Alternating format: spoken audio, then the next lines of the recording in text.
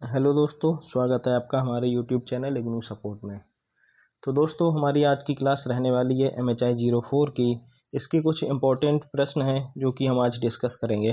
दोस्तों, ये जो क्वेश्चंस हैं ये पिछले कई एग्जाम्स में लगातार रिपीट हो रहे हैं। तो पिछले एग्जाम्स को देख के इन सारे क्वेश्चंस का ये सॉल्यूशन आपको दे रहे हैं। अगर आप भी MHI 04 का एग्जाम देने जा रहे हैं तो आपके लिए ये काफ़ी फायदेमंद होगा। अगर आपको इन पे एक नज़र डाल के जाते हैं तो एग्जाम में आप एक अच्छा आंसर लिख पाएंगे।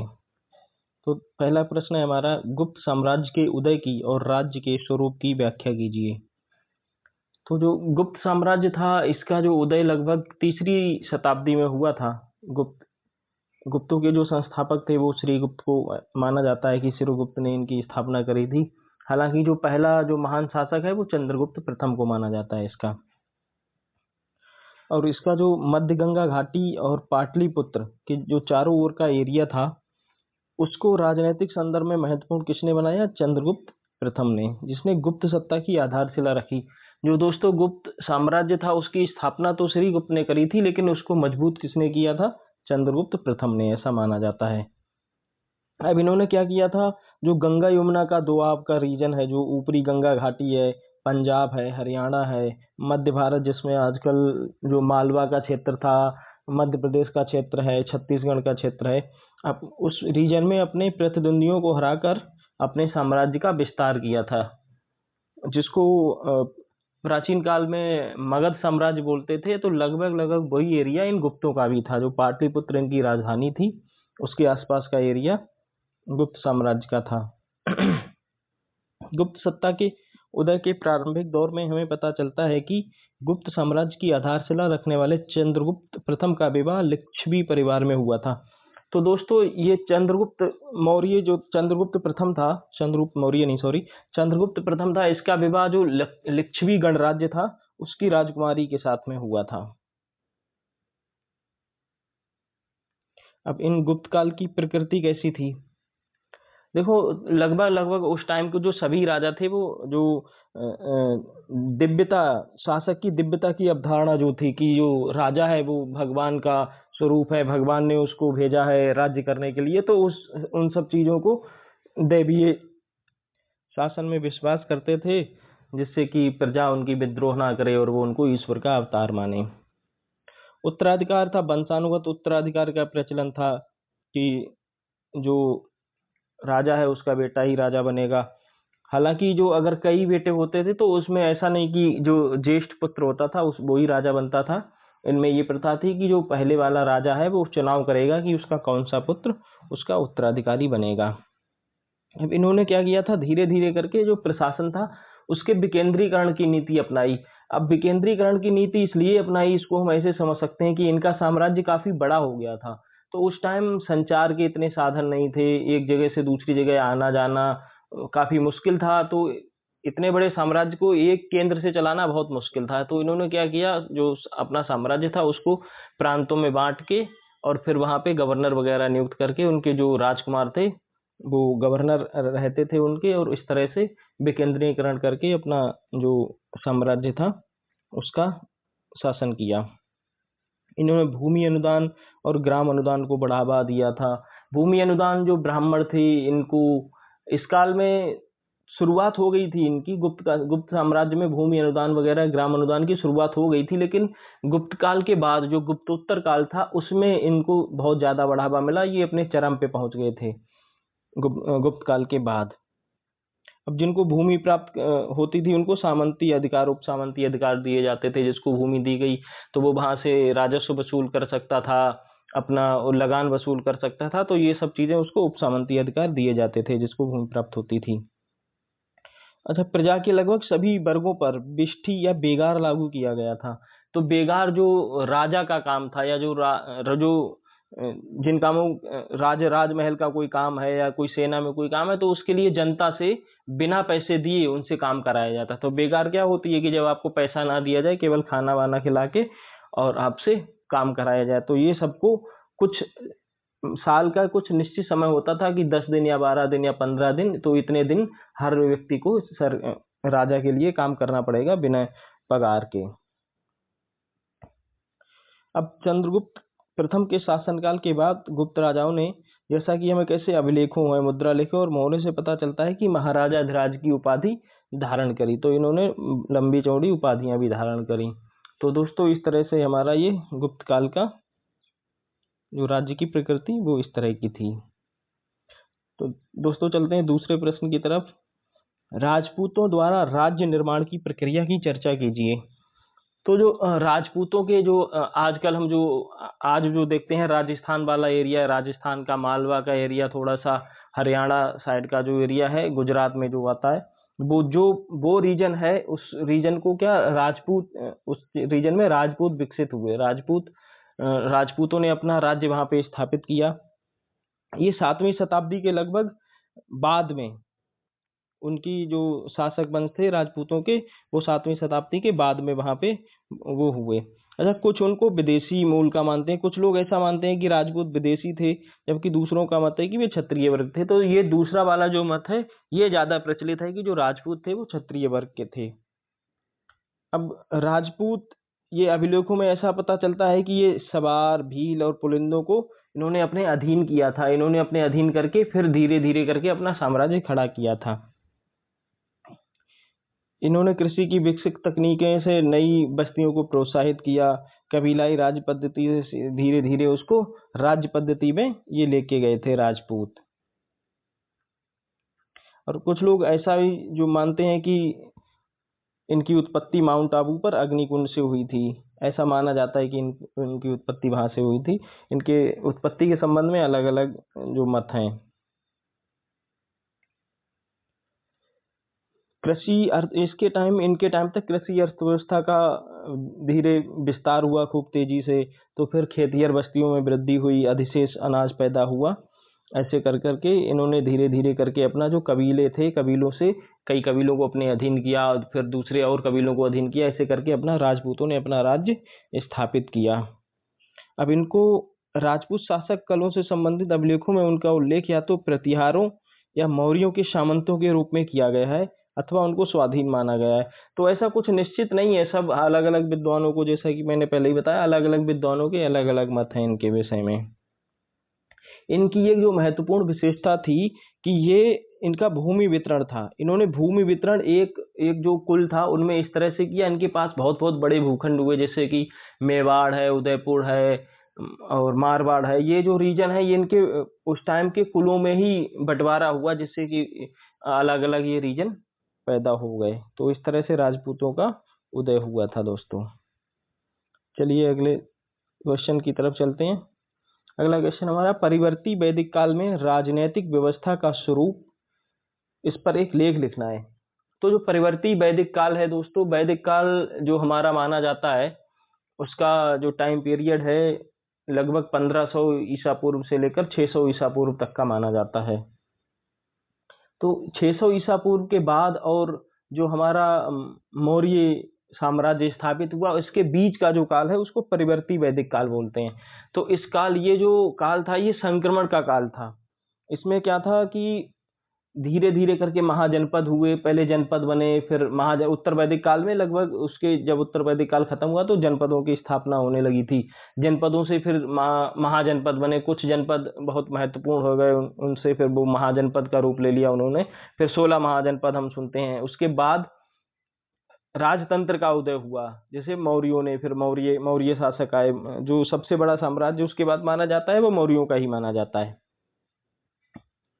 अब इसमें थोड़ा सा गतिविधियों का जो केंद्र था वो पूरब की ओर हो गया। अब जैसे पश्चिमी उत्तर प्रदेश, हरियाणा, राजस्थान के क्षेत्र थे, ये सब इसमें आ गए। और जो अपना मगध का क्षेत्र है वो, लोग कृषि करते थे एवं पशुपालन भी करते थे। कृषि भी करते थे, पशुपालन, दोनों चीजें साथ साथ में होती थी। उगाते क्या कहते, गेहूं उगाते थे, चावल, दालें, मसूर है, इन सब की चीजों को उगाया करते थे। अब खाद्य जो, जैसे जैसे खेती, ये जो एरिया है गंगा की घाटी का एरिया है, गंगा यमुना का दोआब है, इसमें जो खेती है ना, इसकी जमीन बहुत उपजाऊ है, तो खेती बहुत अच्छी होती थी।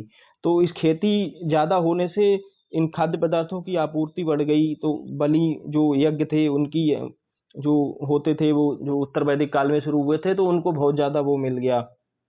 इससे क्या हुआ, दोआब क्षेत्र है वो बलि यज्ञों का प्रमुख केंद्र बन गया। अनुष्ठानों एवं विधि विधानों के संपूर्ण क्रम का सार्वजनिक प्रचार, राजन के आधिपत्य को स्वीकार करने। अब राजा ने अपना वो अपना आधिपत्य जमाने के लिए क्या किया कि अपना अनुष्ठान किए, यज्ञ किए, जिससे जनता में उसको राजा मान लिया जाए। अब जब राजाओं का उदय हुआ, क्षत्रियों का उदय हुआ, तो उनके साथ साथ में ब्राह्मणों के स्तर में भी बढ़ोतरी हुई। ब्राह्मण क्या थे, ये कृत्यों में बहुत महत्वपूर्ण भूमिका निभाते थे और वे राजा के स्तर को बढ़ाते थे। तो राजा और ब्राह्मण ये दो मिलके एक रहते थे। तो ब्राह्मण थे जो वो राजा के स्तर को धीरे धीरे करके बढ़ाते रहते थे, कभी उससे यज्ञ करवाते थे, कभी उससे अनुष्ठान करवाते थे, कभी बलि दिलवाते थे। तो इस तरह से राजा और ब्राह्मण मिलके रहा करते थे। अच्छा, उपनयन जैसे समारोह होते थे, वर्ण एवं लिंग से संबंधित असमानता को ये वो करते थे। उपनयन है केवल जो मेल चाइल्ड होता है उसी का होता था, जो फीमेल चाइल्ड होता है उसका उपनयन संस्कार नहीं होता था। तो इस तरह की जो सामाजिक जो लिंग भेद था वो भी उस टाइम मौजूद था। वंशानुगत उत्तराधिकार की विचारधारा, इससे पहले ये बहुत महत्वपूर्ण चीज है कि इससे पहले जो उत्तराधिकार था वो वंशानुगत नहीं था। जो ताकतवर था वही राज करेगा, लेकिन अब धीरे धीरे क्या होने लगा था कि जो राजा है उसी का बेटा अगला राजा बनेगा, भले ही वो ताकतवर हो या ना हो। तो वंशानुगत उत्तराधिकार की जो धीरे धीरे करके विचारधारा प्रचलन में आ रही थी। कर हालांकि वसूले जा रहे थे, लेकिन अभी नियमित रूप से नहीं वसूले जा रहे थे, और कभी ऐसे औपचारिक नियमित की हाँ हर महीने इतना कर देना है हर महीने, तो इस तरह से ऐसा नियमित नहीं था, लेकिन हाँ कर वसूले जा रहे थे। ये महत्वपूर्ण है। अगला हमारा क्वेश्चन है कांचीपुरम के पल्लव। कांचीपुरम के पल्लव पर एक लेख लिखिए। तो जो कांचीपुरम के पल्लव थे वो लगभग 7वीं शताब्दी में उभरे थे, हालांकि काफी शक्तिशाली होकर उभरे थे 7वीं शताब्दी में। अब इनका जो रीजन था वो पेन्नार एवं पेलर नदी घाटी, ये दोनों साउथ इंडिया में है। पेन्नार नदी और पेलर नदी, इनकी दोनों की घाटी में इनका जो रीजन था। तो ये जो नदी घाटी का जो रीजन है वो बहुत ज़्यादा उपजाऊ होता है, क्योंकि उसमें हर साल बाढ़ आती है, नई मिट्टी आती है, बाढ़ वाली मिट्टी बहुत ज़्यादा उपजाऊ होती है, जिसकी वजह से ये काफ़ी समृद्ध हो गए थे। इनकी जो कृषि व्यवस्था थी वो पूरी तरह ब्रह्मदेय एवं मंदिरों पर आधारित थी। सॉरी फॉर टाइपिंग मिस्टेक, ये बहायम नहीं ब्रह्मदेय है। प्रशासनिक व्यवस्था में अपने लिए स्थान पाने में ब्राह्मण सफल रहे और राजा ब्राह्मणों के द्वारा अपने शासन को वैधता दिलवाते थे। जैसा कि हमने इससे पहले वाले क्वेश्चन में पढ़ा कि जो ब्राह्मण थे वो प्रशासनिक व्यवस्था में बहुत महत्वपूर्ण भूमिका निभाते थे। उन्होंने कई यज्ञ करते थे, कई अनुष्ठान करते थे, जिससे राजा को अपना जो शासन था उसको वैधता दिलवाते थे। पल्लव राजाओं के दैवीय चरित्र का उल्लेख मिलता है। तो जैसे जैसे राजशाही स्टार्ट हुई उसके बाद तो उनका दैवीय चरित्र तो लगभग हमें हर जगह देखने को मिलता ही है कि राजा देवों का दूत है या राजा परमेश्वर का वो है बेटा है। पल्लव राजा परमेश्वर वर्मन को शिव के समान एवं नरसिम्हा को विष्णु का मानवीय रूप माना जाता है। हालांकि ये मुख्य रूप से जो पल्लव थे ये शैव थे, हालांकि जो परमेश्वर जो नरसिम्हा है इसको विष्णु का अवतार माना जाता है, लेकिन इनका जो राजधर्म था बाद में वो शैव था। यद्यपि पल्लव राजा हिंदू धर्म के शैव संप्रदाय के अनुयायी थे, लेकिन ये सामान्यतः अन्य धर्मावलंबियों के प्रति भी सहिष्णु रहते थे। ये थोड़े सहिष्णु टाइप के थे। ये बाकी मुसलमान हैं, वैष्णव हैं, इनको ईसाई, इन सबको ये ऐसा कुछ नहीं था कि इनको इन धर्मों को भी समानता की नज़र से देखते थे। अब हेरात गल्ली जो अभिलेख है उससे पता लगता है कि ये जो ब्रह्मदेव थे इनकी सूचना अमात्य कहा जाने वाला एक मंत्री, अमात्य जो है मंत्री को कहा जाता था, उसको दी जाती थी सूचना, और वो फिर जाके उसको एग्जीक्यूट कराता था कि कहाँ की जमीन किसको दी गई। ब्रह्मदेव के ज्यादातर ये मंदिरों और ब्राह्मणों को दान में ज्यादा दिया जाता था। पल्लव राजा के मंत्री भी कई तरह की उपाधियां धारण करते थे। ब्रह्मश्री राज है, ब्रह्म युवराज है, उत्तम शिला, इस तरह की उपाधियां इनके मंत्री धारण किया करते थे। पुरोहित अनेक प्रकार के कार्य करते थे। पुजारी का दायित्व था, मुख्यमंत्री तथा युवराज की भूमिका भी कभी कभी पुरोहित अदा करते थे। तो ये इस तरह से ये हमारा हम लिख सकते हैं कांचीपुरम के पल्लवों के बारे में। हमारा अगला क्वेश्चन है बहमनी राज्य। बहमनी राज्य दोस्तों बहुत महत्वपूर्ण है, ये जो हमारा प्रायद्वीपीय भारत है उसमें पड़ता है। तो बहमनी राज्य की जो स्थापना थी वो हरिहर और बुक्का राय के दो भाइयों ने करी थी इसकी, और ये दिल्ली सल्तनत के अमीरों के विद्रोह की वजह से इसकी उत्पत्ति हुई थी। इसके शासक जो थे उनके शासन को वैधता प्रदान करने में कुलीन वर्ग ने महत्वपूर्ण भूमिका निभाई। अब सुल्तान की जो नियुक्ति थी या सत्तारूढ़ शासक द्वारा नामांकन से होती थी, जिसमें कभी कभी ज्येष्ठाधिकार का पालन किया जाता था। फिर सत्तारूढ़ राजा कुलीनों और धर्मशास्त्रियों के चयन द्वारा होती थी, या तो कभी कभी ज्येष्ठाधिकार के उससे होती थी, या जो राजा होता था वो अपने हिसाब से उसको राजा का चयन करता था। बहमनी राज्य का क्षेत्र मोटे तौर पर दक्कन और दक्षिण भारत में कृष्णा नदी तक फैला था, जो शक्तिशाली विजयनगर राज्य का उत्तरी हिस्सा था। जो विजयनगर राज्य था वो इसके दक्षिण में था, तो इसका जो विजयनगर राज्य का उत्तरी जो हिस्सा था, उसके बाद ये इसका विजयनगर बहमनी का साम्राज्य था। अब बहमनी साम्राज्य का जो एक प्रमुख नगर था गोलकोंडा। गोलकोंडा में खास किस्म के वस्त्र मिलते थे और उत्तम किस्म के इस्पात, इसके लिए गोलकोंडा मशहूर था। और गोलकोंडा में खदानें, हीरों की जो खदानें थी वो भी थी, उसके लिए भी गोलकोंडा प्रसिद्ध था। हालांकि कुछ क्षेत्र इसके संसाधन से संपन्न थे, लेकिन कुछ भूक्षेत्र ऐसे भी थे जो शुष्क थे और जहां किसी भी तरह की उपज नहीं होती थी। तो ऐसा भी था कि कई क्षेत्रों में कृषि की उपज नहीं होती थी। इस क्षेत्र के आर्थिक संसाधन खासकर कृषि उत्पाद बहुतायत में नहीं थे, अतः राज्य बनाए रखने के लिए युद्ध लड़ने पड़ते थे।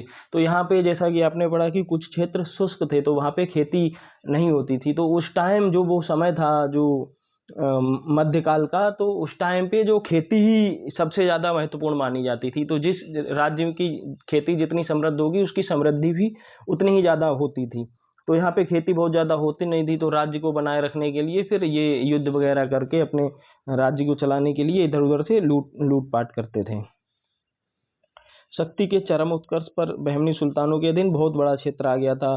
जैसे उत्तर में ताप्ती नदी तक ये फैल गया था, दक्षिण में तुंगभद्रा और कृष्णा, और पश्चिम में अरब सागर तक इनका जो क्षेत्र था वो लगभग फैल गया था। और इनका जो सबसे प्रतिद्वंदी साम्राज्य था वो विजयनगर राज्य था। ये विजयनगर राज्य से हमेशा इनकी लड़ाइयाँ चलती रहती थी। तो बहमनी राज्य के बारे में दोस्तों आप इतनी ये याद रखिएगा। फिर हमारा एक अगला प्रश्न आता है कि रियासतों की उत्पत्ति कैसे हुई। तो दोस्तों जब अंग्रेज भारत में आए, उन्होंने धीरे धीरे ईस्ट इंडिया कंपनी भारत में आई सन 1600 में। उसके बाद उन्होंने शुरुआत में तो व्यापार अपना आरंभ किया था, लेकिन धीरे धीरे करके वो व्यापार की जगह पे वो शासन करने लग गए। उन्होंने कई क्षेत्रों को जीत लिया, वहाँ पे अपना साम्राज्य स्थापित किया, सेना अपनी रखनी शुरू कर दी थी। तो इस तरह से उन्होंने भारत पे जब शासन करना शुरू कर दिया, तो उनकी ना तो इनकी मैन पावर थी, ना तो उनके पास इतना पैसा था कि वो पूरे भारत को चला सकें। तो उन सब चीज़ों को मैनेज करने के लिए उन्होंने क्या, भारत में छोटे छोटे जो राजा थे उनको आपस में लड़वाना वो शुरू कर दिया, उनके राज्य को संरक्षित राज्य बना दिया, और इस तरह से रियासतों का उदय हो गया।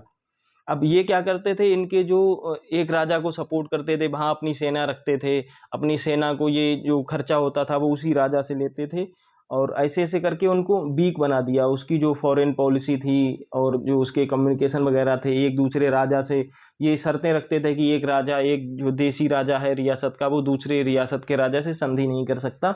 तो इस तरह की ये शर्तें रखते थे, और इस तरह करके इन्होंने रियासतों का जो उदय हुआ भारत में। अब रियासतों में ब्रिटिश साम्राज्य की लगभग 1/3 जनसंख्या थी, और रियासतों के शासक भारतीय उपमहाद्वीप के 2/5 भाग पर शासन करते थे। इनकी एक सामान्य विशेषता ये थी कि सभी ब्रिटिश शाही सर्वोच्चता को मानती थी। सारी जो रियासतें थी, अब जब उन्होंने ही रियासतों को बनाया, उनके सारा कुछ रियासतों का अंग्रेजों के ही जो रेजिडेंट रहता था उसी के हाथ में था, तो ये सब शाही सर्वोच्चता को स्वीकार करती थी। ब्रिटिश शासकों के स्वाभाविक सहयोगी थी ये रियासतें, और संकट की घड़ियों में युद्ध और जैसे तीव्र राष्ट्रवादी लामबंदी के दौरान अपने संरक्षकों की मदद को तैयार रहती थी। ये जो रियासतें थीं ये अंग्रेजों की मदद के लिए हमेशा तैयार रहती थीं।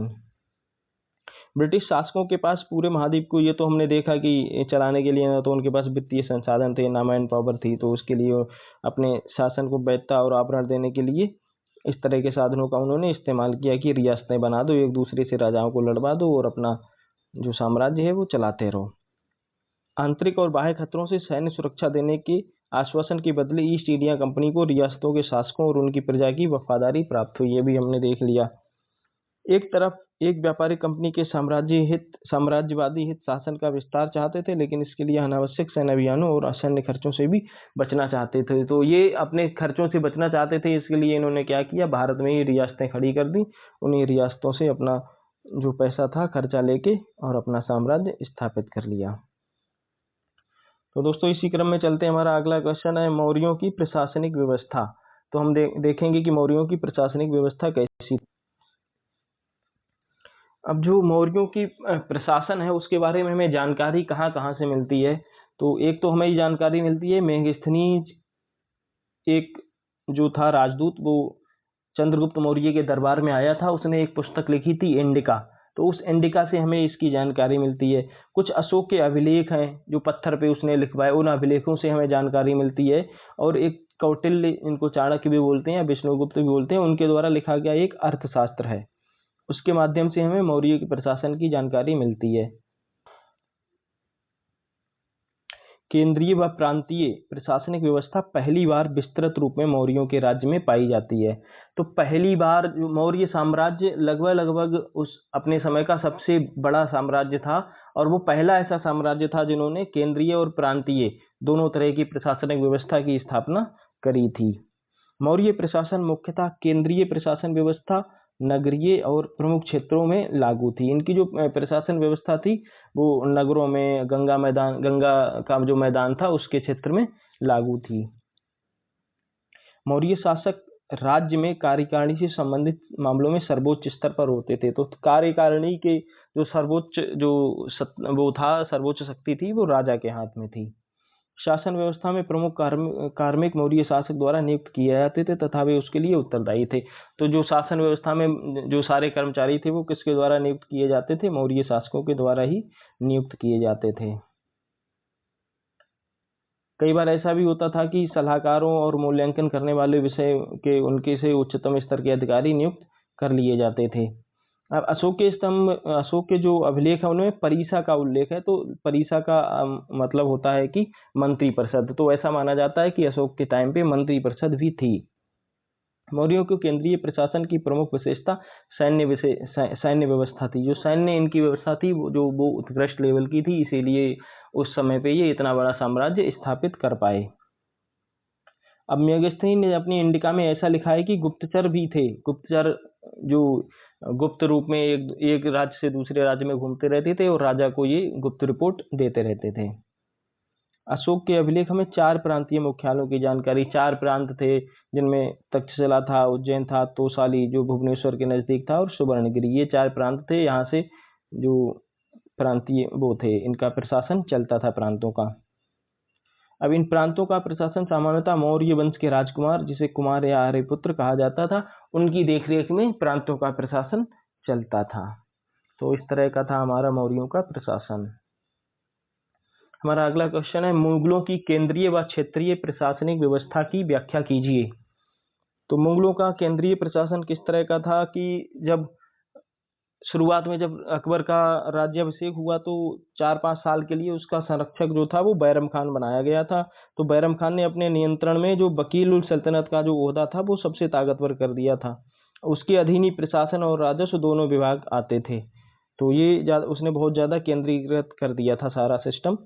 प्रशासन के सर्वोच्च शिखर पर शहंशाह था। तो लगभग ये सभी राजाओं के केस में ऐसा ही था कि जो प्रशासन का सर्वोच्च जो शक्ति थी वो राजा के पास ही केंद्रित रहती थी। वो कोई भी फैसला ले सकता था, और ये सबका शक्तियों का मूल स्रोत भी था। महत्वपूर्ण नियुक्तियां सम्राट ही करता था। ये मुगल काल में तो ठीक है, सारे सम्राट ही करते थे। केंद्र का एक और महत्वपूर्ण ओहदा बख्शी का था, जिसको मीर बख्शी बोलते थे। उसका दायित्व स्वीकृत तादाद में हथियारबंद दस्तों और लड़ाई की सामग्री पर कड़ी नजर रखना था। तो जो मीर बख्शी था वो जो युद्ध का मंत्री उसको बोला जाता था, जो हथियार वगैरह थे और लड़ाई की जो भी सामग्री थी उस पर वो नजर रखता था। तो केंद्रीय प्रशासन इनका इस तरह का था। अब प्रांतीय और स्थानीय प्रशासन इनका कैसा था।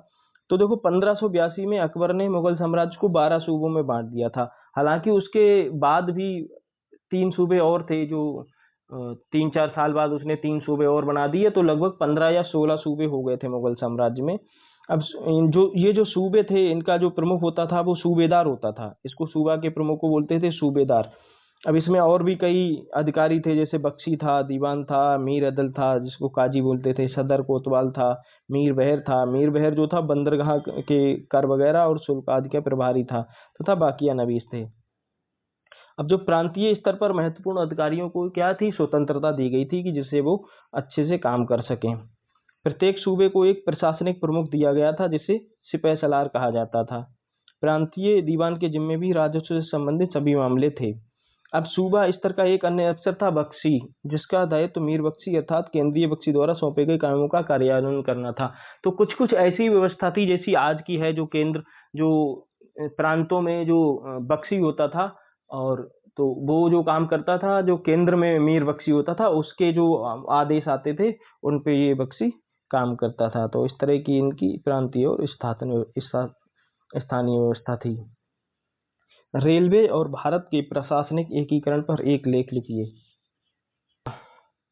तो दोस्तों, जो जैसे लगभग लगभग 19वीं शताब्दी के मध्य में 1850 ईस्वी के आसपास भारत में रेलवे की शुरुआत, हालांकि शुरुआत तो थोड़ा पहले हो गई थी, लेकिन जो पहली रेल थी वो 1853 में मुंबई से ठाणे के बीच में चली थी। तो इन रेल की पटरियों को जब बिछाया गया तो उनसे क्या था, जो भारत का प्रशासन है ना, उसका बहुत ज़्यादा एकीकरण हो गया। अब एकीकरण कैसे हो गया, इसको हम इस तरह से समझ सकते हैं दोस्तों। अगर ये स्लाइड में है वो भी हम पढ़ेंगे, पहले हम इसको समझ लेते हैं कि अगर एकीकरण किस तरह से हुआ रेलवे के विकास से। तो जो अंग्रेज थे वो प्रमुख रूप से उनका काम था व्यापार करना, तो उनके जो व्यापारिक बंदरगाह थे वो तो समुद्री तटों पे स्थित थे। तो अंदर का जो एरिया था, वहां से कच्चा माल लाना है, फिर जो इंग्लैंड से माल तैयार होके आता है उसको वहां तक अंदर वाले क्षेत्रों में ले जाना, हिंटरलैंड जिसको बोलते हैं, वहां तक पहुंचाना। तो उसकी उनको आवश्यकता लगी कि उसके लिए रेल होनी चाहिए। फिर दूसरी चीज ये थी कि उस टाइम बहुत ज्यादा अच्छी सड़कें तो थी नहीं, कच्ची सड़कें थी। तो जो बरसात, मानसून का टाइम था, बरसात का टाइम था, तो वो कच्ची सड़कों पे चलना मुश्किल हो जाता था, सड़कें खराब हो जाती थी। तो वहां पे सेना का पहुंचना बहुत मुश्किल हो जाता था। वहां पे अगर कोई विद्रोह हो गया तो उसको दबाना बहुत मुश्किल है, उस टाइम के लिए इंतजार ही करना पड़ेगा जब तक कि वो मानसून चला ना जाए।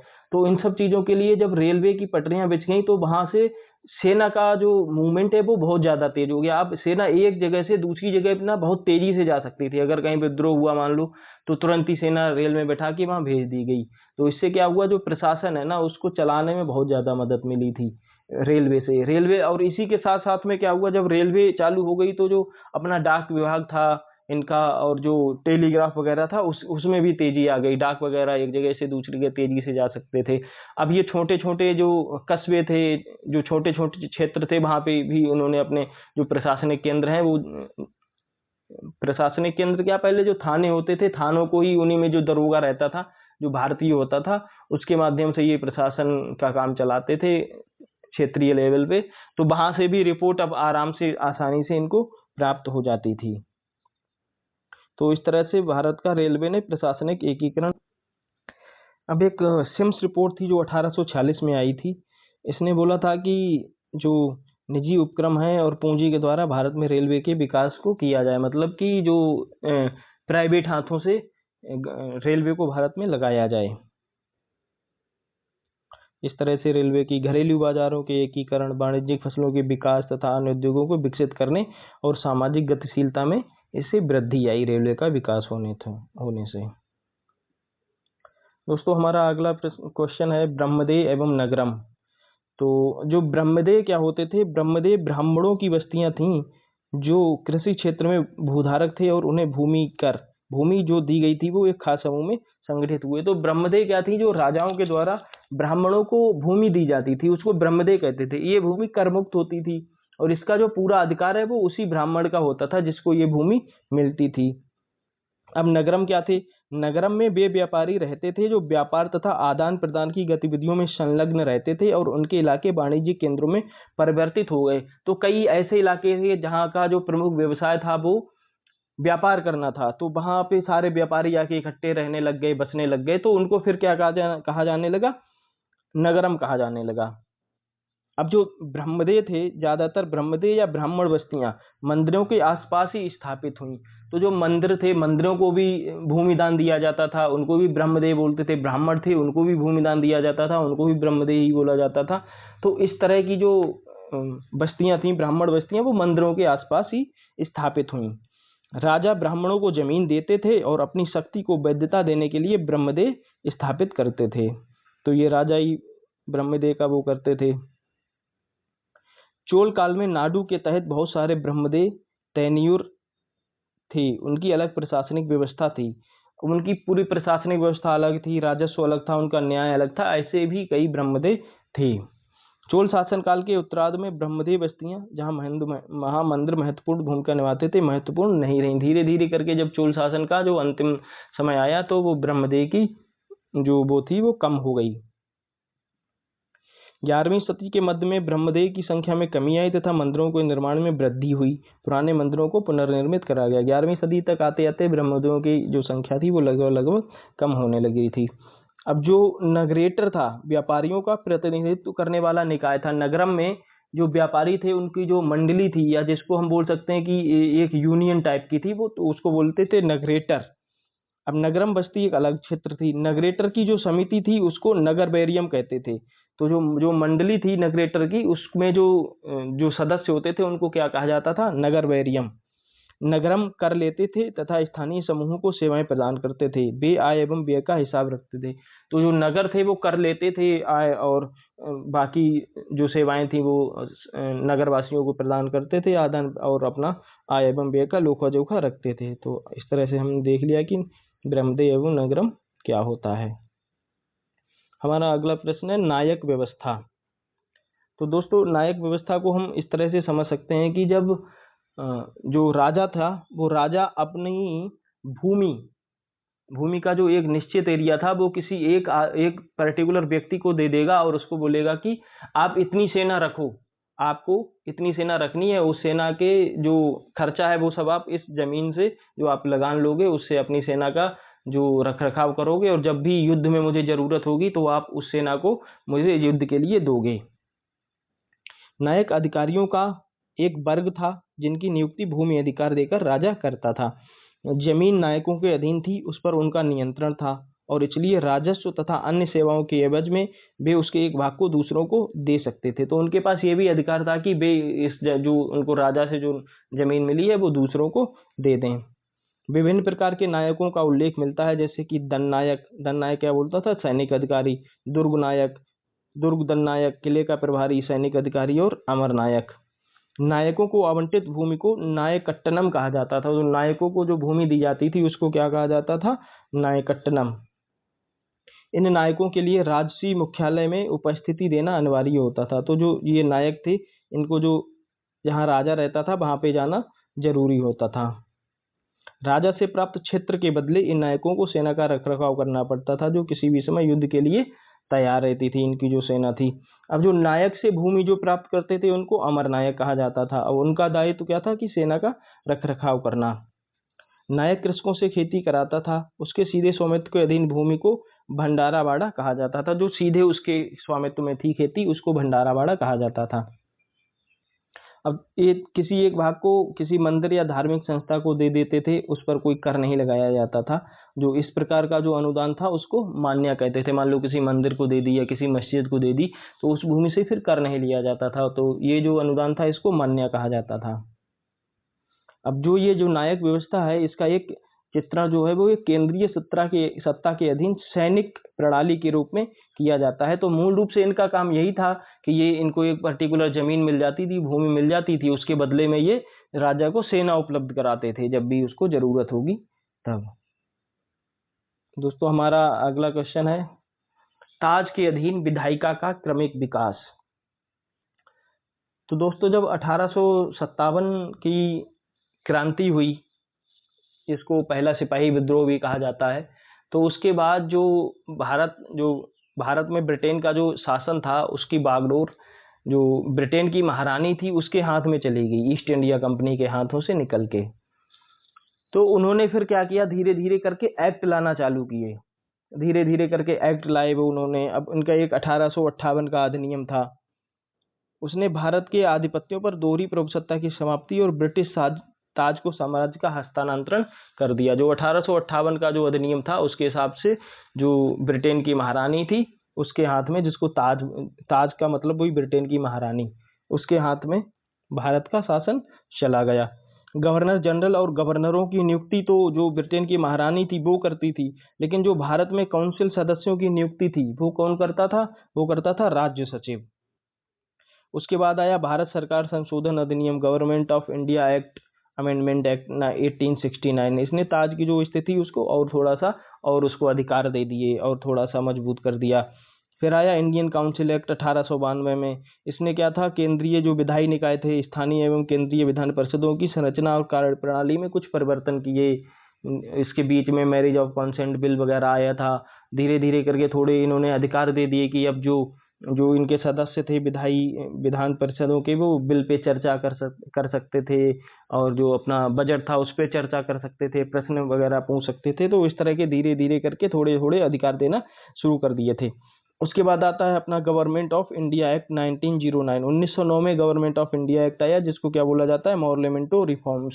तो मॉर्लेमेंटो रिफॉर्म्स तो इसने क्या किया, केंद्रीय और प्रांतीय विधान परिषदें थी उनमें जो सदस्यों की संख्या थी वो बढ़ा दी।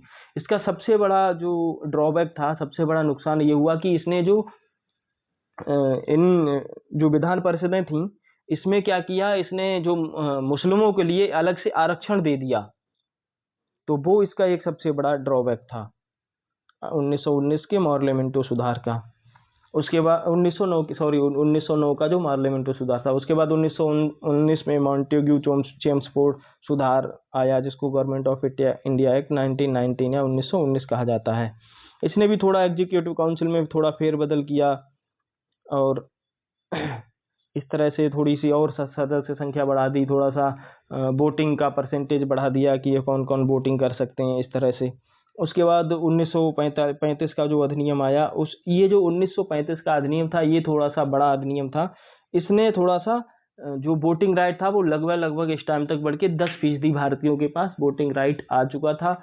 इसने जो प्रांतों की जो लिस्ट थी, जिनको सूची बोलते हैं, आजकल हम सूची बोलते हैं, उनको 2 भागों में कर दिया था, प्रांतीय सूची, केंद्रीय सूची, उसको अलग अलग कर दिया था। और फाइनली 1947 का जो गवर्नमेंट ऑफ इंडिया एक्ट आया, उसने भारत को 2 टुकड़ों में बांट दिया। एक का नाम पाकिस्तान रख दिया, दूसरा तो भारत तो था ही।